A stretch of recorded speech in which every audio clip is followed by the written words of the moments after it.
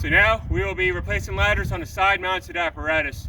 We always want to use 2 firefighters for this technique to avoid any injuries from any fatigue. So the way the ladders go on your truck, whether the roof ladder is the first ladder off or the roof ladder is the one closest to the apparatus, that's going to be specific to your truck, but the technique is still the same.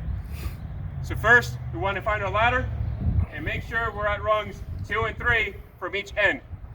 Then we're going to grab the beam and get the ladder up on its beam.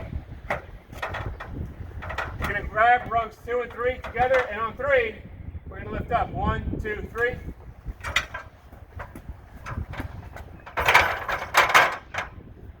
Get the ladder towards the end.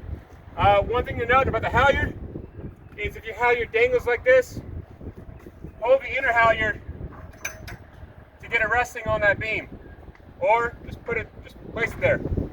Watch out for these little guys, these little snags. Now we want to get a roof ladder up, so same technique. We're going to find the ends. We're going to put it up on its beam. Go between rungs 2 and 3.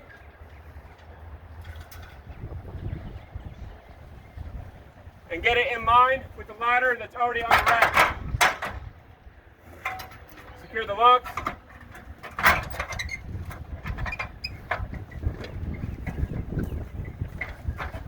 Get that skull saver on.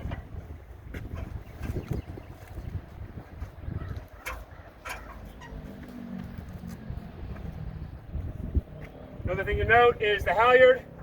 Make sure it is below the lock, not above it. Because if it's above the lock, it's going to get stuck on the lock itself. So that is how we will be replacing ladders on a side-mounted apparatus.